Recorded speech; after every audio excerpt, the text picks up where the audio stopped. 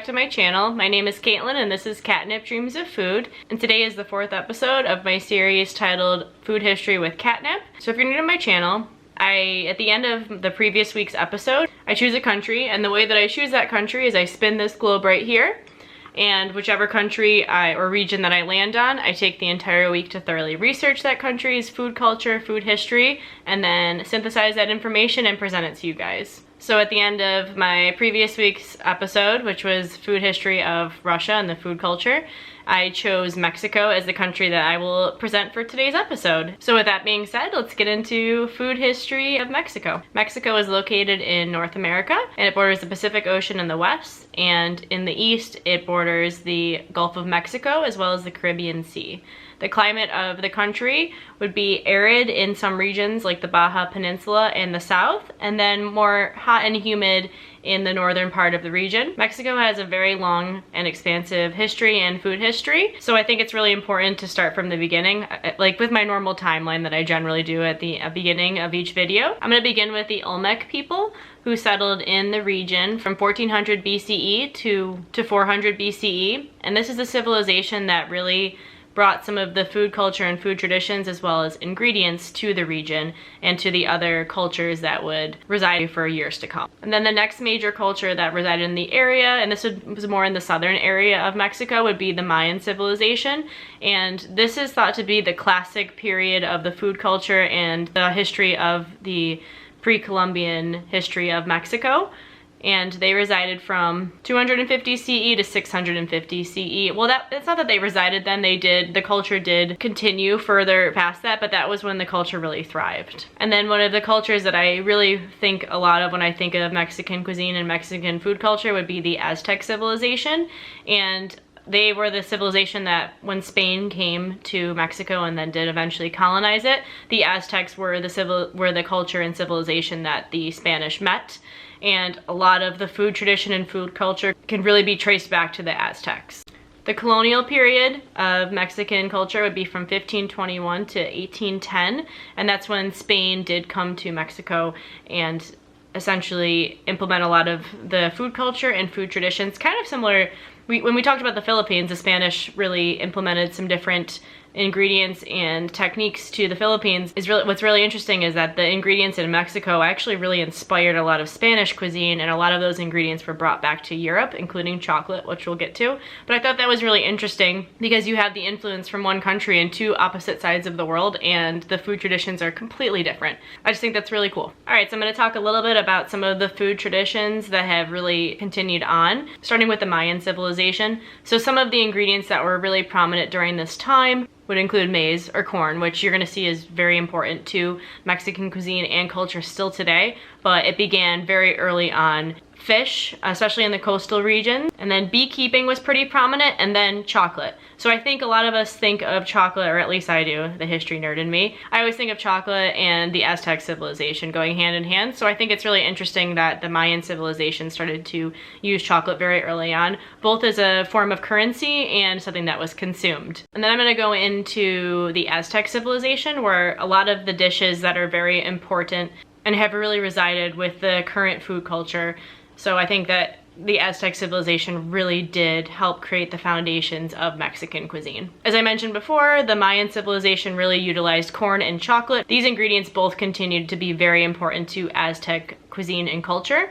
When it comes to corn, the Aztecs actually came up with a way to soak the corn kernels in an alkaline solution, and they created a flour with it. So they took the flour and they turned it into tortillas, and corn tortillas are something that are prominent throughout all of Mexican cuisine. So I think that's really interesting that started with the Aztec civilization. Another dish that began with the Aztecs would be tamales, and it might be different forms than we're used to, but tamales are generally a corn flour base, and they're stuffed with either meat or beans. And it should be noted that the Aztec civilization did not have domesticated animals until the Spanish brought them, except for, I believe, turkey was one of the few things that was domesticated during the time.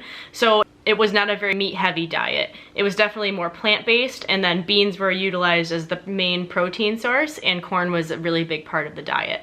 So with that being said, the tamales probably were stuffed with more vegetable bases and maybe some chilies and beans. So, currently tamales are usually stuffed with different meats like chicken, pork, and they're delicious. And the way that they're prepared is that this dough is wrapped in a corn husk and then it is steamed. Another dish utilizing corn is atole. I think I'm pronouncing that right, but it's a really thin porridge that utilizes ground corn. Pozole, which is actually the dish that I'm going to be making today because I thought, you know, it has its roots in Aztec cuisine and Aztec culture and very early on in Mexican tradition, and it's a dish that utilizes hominy, and that's a product of corn as well. Peppers and chilies were very prominent very early on in Aztec cuisine. Some of the peppers that were used were jalapenos, poblanos, and serranos, and the use of dried chilies was very prominent as well. Squash and squash seeds were used quite often, as well as sweet potato, chia seeds, amaranth, onions,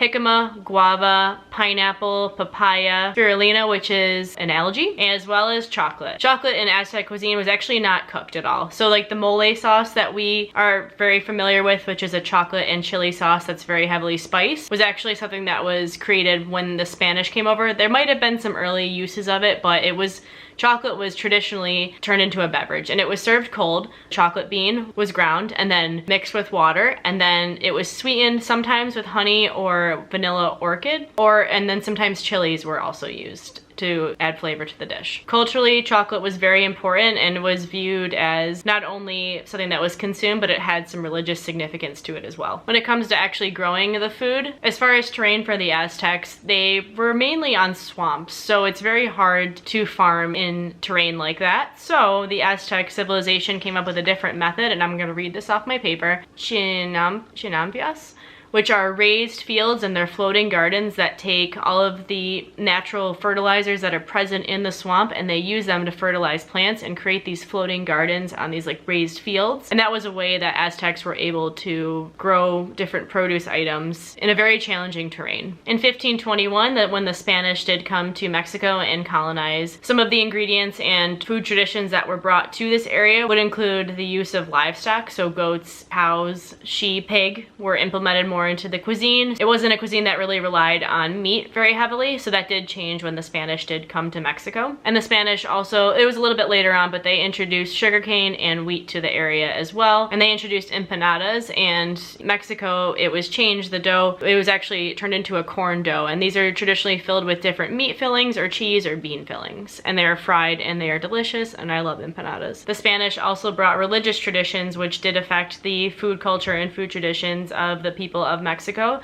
during the time. So on Three Kings Day, Rosca de Reyes is a sweetbread, and that's very traditionally eaten in Mexican culture currently. For Dia de los Muertos, it's very traditional for empanadas, tamales, mole, which is that chocolate and chili sauce, and pan de muertos, which is a round bread, sweet bread that has a candy skull hidden inside. Some dishes that are very popular today, especially in the street food culture of Mexico, include tamales, which is a street food that's traditionally eaten in Oaxaca, and it is a thicker tortilla, so it's a little bit thicker than your traditional tortilla, and it is topped with traditionally cheese and some type of salsa. Tlayuda, which is a very big thin tortilla that is cooked over an open flame, and then it is filled with usually a bean paste and cheese, and then it's topped with more cheese and salsa. Aguas frescas, which are fruit waters, are also very popular, and some of the variations start with a horchata base, and horchata is essentially like a rice milk that's sweetened, and some of the variations have the horchata as the base and then ingredients like prickly pear or peach. And one thing that I really notice when it comes to current Mexican cuisine is that nostalgia is very important when we talk about food, and the traditions of people's grandparents is very important when continuing on the food culture. Some other ingredients, if I didn't mention them before, or dishes, would include salsas. There's so many different variations of salsas. They can be very hot, they can be very acidic, they can be very fresh, tomato-based, maybe tomatillo-based, chili-based. There's a lot of different variations. The use of citrus is very prominent as well. Nopales, which is the prickly pear cactus, is eaten quite often. Herbs and spices are very prominent in Mexican cuisine as well. So some of those herbs and spices include cilantro, thyme, oregano, and especially Mexican oregano, which is slightly different. I couldn't find that for today's dish, so I apologize.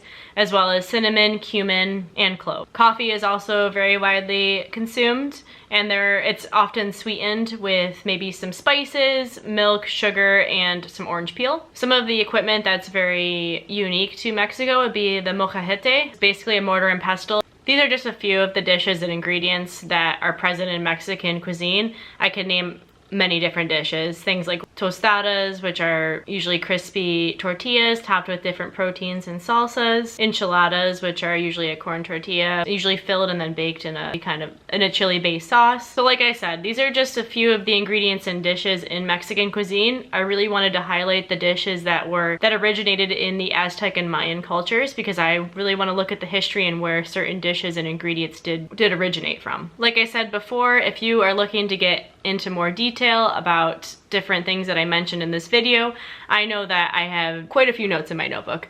And I have to say that Mexican history, specifically the history of the Aztec civilization and the Mayan civilization, are topics in history that I'm very interested in, and I have multiple books on these topics. So I did go very broad in this video, just, you know, I don't want to bore you with too many facts and details, but please use the resources that I listed down below if you're looking to learn more.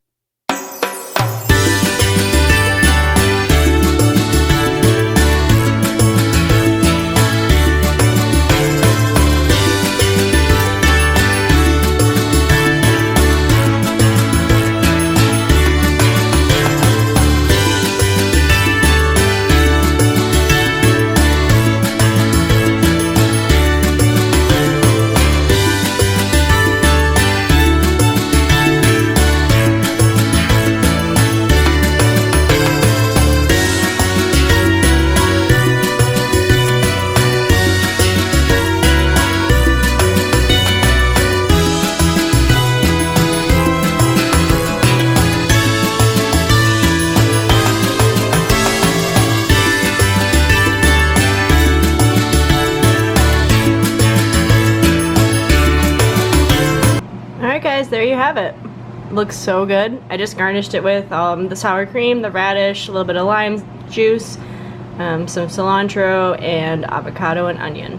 Can't wait to eat it. I hope you guys enjoyed my history of Mexican cuisine. So now we're nearing the end of the video, so we have to choose our country for next week's video. Alright, so let's pick the country. That's water.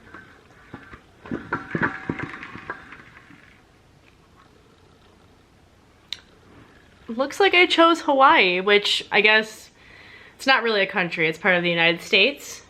But I've been to Hawaii, and I know that the food culture is very interesting and includes a lot of different influences from around the world. So I'm gonna go with Hawaii. So not a country, but a state in the United States, but a food culture that's very unique. So I'm going to research the food culture and food cuisine of Hawaii for next week. Thank you guys so much for watching. Don't forget to like and subscribe, and I'll see you guys next week for my video on Hawaiian cuisine and food culture. Thanks!